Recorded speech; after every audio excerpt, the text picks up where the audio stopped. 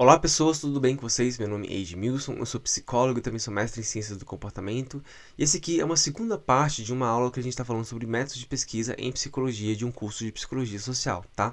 Nessa aula aqui, eu vou fazer uma breve apresentação em relação ao que são delineamentos de pesquisa e em relação ao que também são variáveis, ok?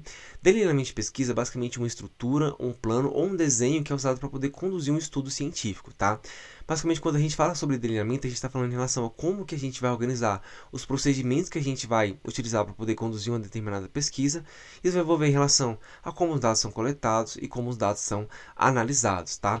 A gente tem, dentro da psicologia, alguns tipos de pesquisas que são mais comuns de serem realizadas, como por exemplo as pesquisas de levantamento, que também são chamadas de pesquisas do tipo survey. A gente tem as pesquisas observacionais e a gente tem as pesquisas experimentais, ou também chamadas de pesquisas quase experimentais, tá? Eu coloquei ali também as pesquisas que são chamadas de correlacionais. Embora a pesquisa correlacional não é necessariamente um tipo de delineamento de pesquisa, é basicamente mais associado em relação a um tipo de método de análise de dados, tá?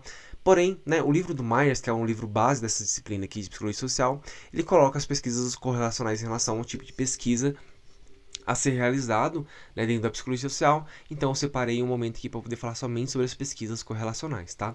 Para poder falar sobre as pesquisas, é muito interessante que a gente tenha bem conceituado na nossa cabeça em relação ao que são variáveis, tá? Variável, geralmente é um fenômeno ou um comportamento dentro da psicologia, que ele é mensurado e que ele possui variabilidade, tá? Parece meio óbvio, mas vai fazer um pouco de sentido. Então, por exemplo, quando a gente avalia em relação ao gênero das pessoas, a gente vai ter algumas possibilidades, como por exemplo, a gente vai ter pessoas que vão se identificar, ou nasceram ou se identificam em relação ao gênero masculino, algumas pessoas que vão se identificar com o gênero feminino, e a gente vai ter pessoas que não vão se identificar nem com masculino nem feminino, que vão ser chamadas pessoas não binárias, tá? Além disso, quando a gente pergunta em relação à raça ou etnia no qual a pessoa ela se identifica, tá? Então as pessoas elas podem dar variáveis respostas, elas podem dar múltiplas respostas, como por exemplo, eu posso me identificar como pardo, eu posso me identificar como indígena, eu posso me identificar como uma pessoa branca, preto, e também como uma pessoa amarela, tá?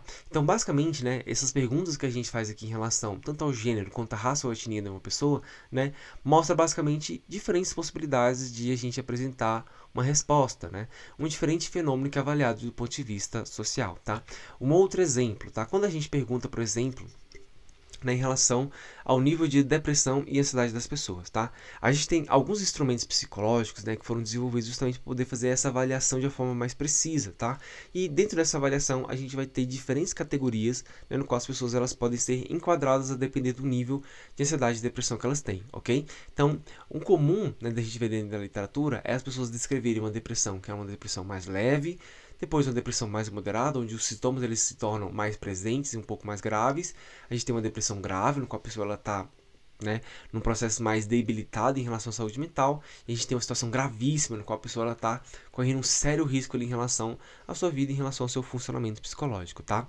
E a gente tem diferentes formas de avaliar isso, Então, por exemplo, a gente pode avaliar isso por meio de uma escala, que vai variar, por exemplo, de 0 a 100. Então, eu posso perguntar para a pessoa, então, qual é o seu nível de depressão hoje, tá? Ou como você está se sentindo, ou qual é o seu nível de tristeza, A pessoa ela vai dizer, dentro dessa reta, dentro desse intervalo 0 a 100, mais ou menos como que ela identifica em relação ao estado emocional dela, tá? Isso aqui basicamente vai dar uma diferenciação pra gente em relação ao que a gente chama de variável nominal ou categórica, tá? E também de uma variável contínua e de razão. Variável nominal e categórica basicamente são variáveis no qual a gente utiliza um rótulo, normalmente um rótulo escrito, para poder diferenciar em relação a diferentes possibilidades, tá? Então, por exemplo, a gente tem um rótulo para poder descrever o fenômeno psicológico da depressão, quando ele é leve, um rótulo quando ele é moderado, um rótulo quando ele é grave e um rótulo quando ele é gravíssimo, tá? Porém, a gente tem uma outra possibilidade de avaliar esse fenômeno, que seria através de uma maneira mais contínua, tá? Então, variável contínua ou de razão, geralmente, vão ser questões numéricas, Então, se eu pergunto para a pessoa como ela está se sentindo em relação ao estado emocional dela, de depressão, de tristeza, ela pode, por exemplo, marcar que ela está sentindo 73, 73 é uma forma de eu mensurar em relação a esse estado emocional da pessoa, tá? O que me possibilita fazer alguns cálculos matemáticos e alguns cálculos estatísticos também, tá? Isso é chamado de variável contínua e de razão, ok? E aí, A gente tem as variáveis, que seria justamente esse fenômeno, esse comportamento que ele é mensurado que possui variabilidade, porém a gente vai ter o contraponto em relação às variáveis, que seriam em relação às constantes, tá? Um exemplo de uma constante seria justamente quando a gente pergunta para as pessoas se elas estão vivas, tá? Espera-se, né, que se você está fazendo uma pesquisa com seres humanos, né, se a pessoa ela é capaz de apresentar uma resposta, ela precisa obrigatoriamente estar viva, tá? A gente não desenvolveu nenhum método de pesquisa ainda, né, que consegue mensurar, né, se a pessoa ela está viva ou não de uma forma objetiva. Então, eu não consigo chegar numa pessoa morta e perguntar se ela está viva ou não, e ela me apresentar uma resposta, tá? Então, né, a gente chama de constante justamente uma variável, um fenômeno que não possui variabilidade. Se eu chegar em todas as pessoas do Distrito Federal e perguntar se ela está viva, né, eu vou ter esse gráfico aqui no qual eu vou ter 100% de respostas de que sim, eu estou vivo, tá? Se eu for em todo o Brasil, né, e perguntar se a pessoa está viva, né, eu vou ter novamente esse mesmo gráfico. E se eu perguntar para o mundo inteiro, né, para todas as pessoas do mundo, né, se elas estão vivas, eu também vou estar apresentando essa mesma resposta, justamente porque isso aqui é uma constante, não tem variabilidade. Essa é uma medida que não muda, né, de pessoa para pessoa ou no decorrer do tempo, tá? No geral, dentro da psicologia, a gente não está interessado em relação a constantes, a gente está pensando em relação à variabilidade. Então, a maioria das pesquisas vai pensar em relação a como que eles conseguem mensurar, medir, prever e manipular as variáveis, ok?